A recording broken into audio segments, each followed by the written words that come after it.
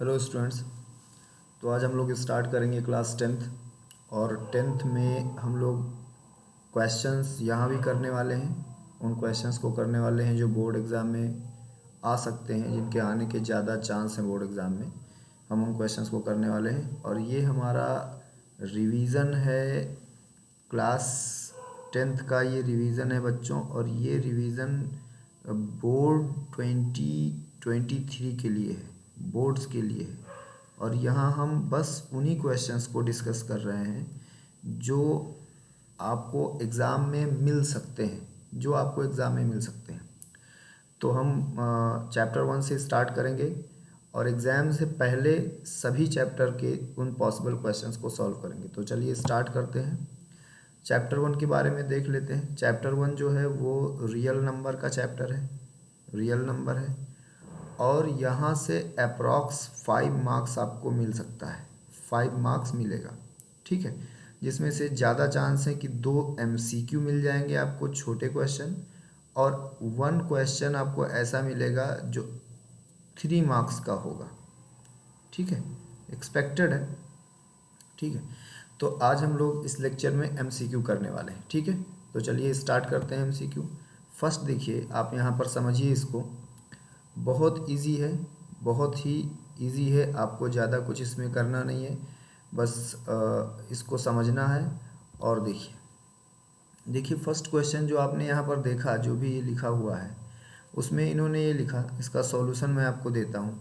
इन्होंने लिखा कि for some integer q every odd integer is of the form of. अब हमें सॉल्यूशन इसका देखना है पहले, फिर हम टिक कर लेंगे।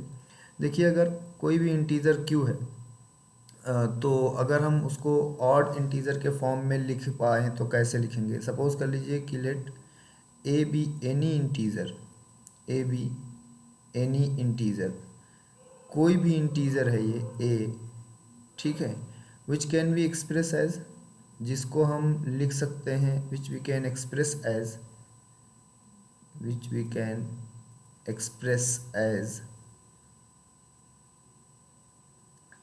a equal to bq plus r, where r is greater than or equal to 0 and less than b।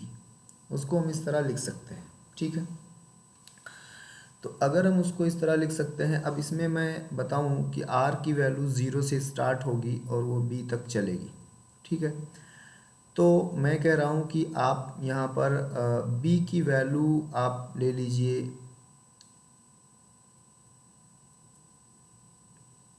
2 ले लीजिए, b इक्वल टू 2। जैसे ही आपने b की वैल्यू 2 कही, आप देखिए r के बारे में पता ये चल गया कि r 0 हो सकता है, r 1 हो सकता है और r 2 हो सकता है, ठीक है। r 0 भी हो सकता है, 1 भी हो सकता है, 2 भी हो सकता है। इसको स्टार बना लीजिए। अब हम 1 बाय 1 यूज़ करेंगे। जैसे मैंने कहा कि चलिए हम ले लेते हैं r की वैल्यू 0।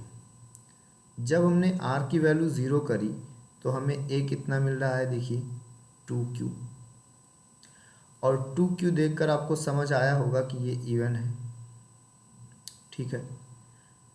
फिर मैं कह रहा हूँ कि चलिए आप r की वैल्यू 1 ले लीजिए। जब मैं r की वैल्यू 1 ले लेता हूँ तो मुझे a की वैल्यू मिलेगी 2q और प्लस 1। और आप इसको देखिए, समझ सकते हैं ये ऑड है। फिर मैं कह रहा हूँ कि आप r की वैल्यू 2 ले लीजिए। जब मैं ऐसा करता हूँ तो मुझे a की वैल्यू मिलती है 2q और प्लस 2। अब इसको समझना है कि ये क्या है। मैंने 2 कॉमन कर लिया, q प्लस 1 हो गया। अब 2 इंटू समथिंग है तो ऑब्वियसली इवन ही होगा। तो आपने देखा इस पूरे सिस्टम में कि जब हम r की वैल्यू के अकॉर्डिंग चलते हैं तो हमें जो है अलग अलग तरीके के रिजल्ट्स मिले हैं। जैसे हमें इवन भी मिल रहा है, हमें ऑड भी मिल रहा है। तो हमको जो बताना था यहाँ पर, जैसे इसको देखिए, ये देखिए ये इवन है, ये भी इवन है, लेकिन ये कैसा है, ये ऑड है। तो उन्होंने क्या कहा कि for some integer q every odd integer, ये देखिए यहाँ पे अंडरलाइन करिए, every odd integer is of the form of. तो ऑप्शन नंबर आपका डी करेक्ट, ठीक है। तो ये क्वेश्चन 1 था। अब क्वेश्चन 2 को देखिए आप। देखिए क्वेश्चन नंबर 2 में इन्होंने लिखा है, सिंपल सा क्वेश्चन है, बहुत ज़्यादा इसमें इन सभी क्वेश्चनों में बहुत परेशान होने की ज़रूरत नहीं है, बहुत सब सिंपल और इजी है, बस आपको कंटिन्यू इनको देख लेना है। जैसे देखिए उन्होंने आपसे कहा कि 2 positive integer a and b are written as, ये a की वैल्यू लिखी है और ये b की वैल्यू लिखी है। अब कह रहे हैं X Y are prime number, then X Y prime number है, मतलब कुल मिलाकर ये समझिए कि ये जो है यहाँ से यहाँ तक वो प्राइम फैक्टर लिखा है ए का, प्राइम फैक्टर ऑफ ए लिखा है, और ये जो लिखा है वो प्राइम फैक्टर ऑफ बी लिखा है, कहने की कोई बात ही नहीं है। तो आपने ये जो देखा कि ये प्राइम फैक्टर है ए और बी के, तो एचसीएफ बताना है। अब इनको क्या करना है कि आप क्या करते थे एचसीएफ के लिए कि जो भी आपको नंबर मिला है उसके जितने प्राइम फैक्टर हैं उनको आपको लिख देना है। आप चाहें तो उसको ऐसे लिख सकते हैं, ए को देखिए एक्स क्यूब है तो मैंने ऐसे लिख दिया, वाई स्क्वायर है तो मैंने वाई को ऐसे लिख दिया। दूसरा नंबर यहाँ पर बी है, जो एक्स है, वाई है, वाई है और वाई है। अब इसका एचसीएफ पूछा जा रहा है आपसे, तो एचसीएफ जानने के लिए आप क्या करेंगे, देखिए समझिए, बहुत छोटी सी बात है। एचसीएफ जानने के लिए आप ये करेंगे कि यहाँ पर लिखेंगे एचसीएफ ऑफ, अगर आपको जानना है इसका एचसीएफ तो आप क्या करेंगे, देखिए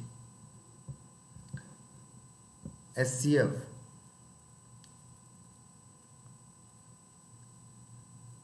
ऑफ ए कॉमा बी। देखिए एचसीएफ की कहानी ऐसी है कि जो दोनों में हो उनको एक बार लिखिए।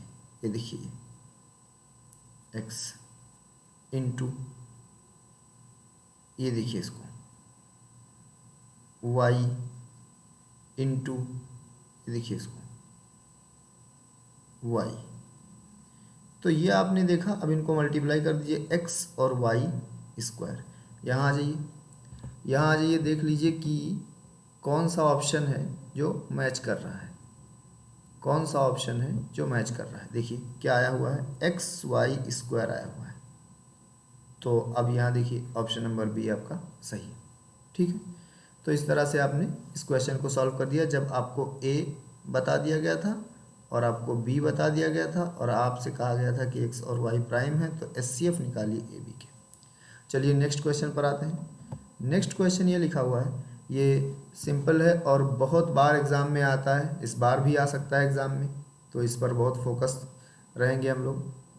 बहुत बार एग्ज़ाम में आता है तो ये इस बार भी आ सकता है। इन्होंने लिखा है यहाँ पर, समझिए इस बात को, कि the decimal expansion of the rational number, ये रेशनल नंबर है और इसका decimal expansion will terminate after, और ये लिखा हुआ है after 1 digit, 2 digit, 3 digit, 4 digit, ठीक है। तो इसका सॉल्यूशन चलिए समझते हैं। सबसे पहले तो मैं आपको बताऊं कि कोई भी रेशनल नंबर और रेशनल नंबर विल टर्मिनेट, कोई भी रेशनल नंबर टर्मिनेट करेगा, रेशनल नंबर विल टर्मिनेट, कोई भी रेशनल नंबर टर्मिनेट करेगा if it can be express as, अगर हम उसको लिख सकते हैं express as in form of P upon Q, where Q के बारे में कहानी ये बताई जाती है कि ये 2 पावर m और 5 पावर n हो, या सिर्फ 2 पावर m हो, या सिर्फ 5 पावर n हो। अगर ऐसा हुआ तो ही हम कह सकते हैं कि वो टर्मिनेट करेगा। तो पहले तो हमें ये समझने की ज़रूरत है कि हमारा जो डिनोमिनेटर है या तो वो 2 का फैक्टर हो, या तो 5 का, या 2 और 5 दोनों का। तो जो हमारे पास जो नंबर इस बार मिला हुआ है उसको देखिए, नंबर है हमारे पास 1250। तो हम इसका फैक्टर करेंगे, यहीं पर कर लीजिए 1250। तो आप देखेंगे तो ये जो 1250 है वो 5 क्यूब और इंटू 2 है, 5 क्यूब इंटू 2 और 5 है, 5 क्यूब इंटू 2 और 5 है, ठीक है। अब देखिए इसको, इसका मतलब ये हो गया कि ये 5 पावर 4 और इंटू 2 पावर 1 है, इसका मतलब वो टर्मिनेट करेगा। तो ये जो यहाँ पर जो रिजल्ट है उसको आप देख लीजिए, आप लिख लीजिए ऐसे 14587 अपॉन 5 पावर 4 और इंटू 2। अब प्रॉब्लम यहाँ पर ये है कि हमको अगर ये जानना है कि ये कितने पे टर्मिनेट करेगा, तो हमें डिनोमिनेटर में 10 या उसका मल्टीपल चाहिए, 10 या 100 या 1000, 10 का मल्टीपल नहीं, ये चाहिए। अब देखिए यहाँ पर पावर 4 है और यहाँ पर पावर 1 है, ये दोनों मिलकर तभी 10 या 100 या 1000 बना सकते हैं जब दोनों की पावर सेम हो। तो अब पावर सेम करना हमारी रिस्पॉन्सिबिलिटी है, तो हमने देखिए यहाँ पर 2 पावर 3 से मल्टीप्लाई कर दिया और यहाँ पर भी 2 पावर 3 से मल्टीप्लाई कर दिया। आई होप कि आपको ये बात समझ आ गई होगी। अब ऊपर देख लीजिए 8 आ गया, तो 14587 इंटू 8 ये हो गया, और अपान ये देखिए 5 पावर 4 और इंटू 2 पावर 4 आ गया। इसको अब मल्टीप्लाई कर दीजिए आप, तो 8 6 जा और 8 8 जा 64, और 64 में आप 5 मिला दिए, और 8 5 जा 40 और 6 46, और 8 4 जा 32 और 4 36, और 8 1 जा 8 और 3 और अपान 1 और उसके सामने 4 zeros। अब कह रहे हैं कब टर्मिनेट करेगा, तो व्हेन इट विल टर्मिनेट, तो लेट्स सी 11696, ठीक है। हाँ इतना आया, और नीचे कितने 4 जीरो हैं, तो 1 2 3 4। अब देखिए क्या लिखा हुआ है, कैसे टर्मिनेट किया, विल टर्मिनेट आफ्टर कितने डिजिट के बाद, कितने डेसिमल के बाद, 1 और 1 2, तो will terminate after 2 decimal places. इसका मतलब ऑप्शन नंबर बी आपका सही है। तो ये था बच्चों क्वेश्चन नंबर 3। अब इसके बाद हमारे पास है क्वेश्चन नंबर 4, और क्वेश्चन नंबर 4 में आपको देखिए फिर से सेम रिपीट हुआ है, बस इसको यहीं समझ लेंगे हम लोग, ज़्यादा इस पर वर्क नहीं करेंगे। आपको पता है कि कोई रेशनल नंबर कब टर्मिनेट करता है, जब उसके डिनोमिनेटर में 2 पावर m और 5 पावर n जैसे कॉन्सेप्ट हो तब वो टर्मिनेट करता है, ऐसा होता। तो चलिए देख लेते हैं इसको, समझ लेते हैं इस बात को। देखिए यहाँ पर लिखा हुआ है 33 अपॉन 2 पावर 2 और इंटू 5। अब अगर ये दोनों की पावर सेम होती तो ही कुछ हम कह सकते थे, तो मैं एक और 5 बढ़ा दूं क्योंकि नीचे एक ही 5 है और हमको चाहिए 2 5, तो मैंने यहाँ पर लिख दिया। तो ये 15 हो गया, 15 और एक 16 हो गया, और इसको मल्टीप्लाई कर देंगे तो 10 स्क्वायर हो जाएगा। और 10 स्क्वायर का मतलब आपको पता है 165 अपॉन 100, और ये वैल्यू आ जाएगी इधर से काउंट करके 2 डिजिट 1.65। तो कह रहे हैं कि विल टर्मिनेट आफ्टर कितने डिजिट के बाद टर्मिनेट करेगा, आप देख लीजिए 2 डेसिमल प्लेस पे टर्मिनेट कर जाएगा। देखिए 2 डेसिमल प्लेस पे टर्मिनेट कर जाएगा, देखिए 1 2, तो after 2 decimal place it will terminate. तो इट वाज क्वेश्चन नंबर 4, ठीक है बच्चों। अब हम लोग इसके बाद कुछ जो MCQs और बचे हुए होंगे उनको हम सॉल्व करेंगे, और फिर यहाँ से जो एक बड़ा क्वेश्चन आ सकता है उसको देखेंगे। ऑलराइट, ओके, मिलते हैं फिर, थैंक यू।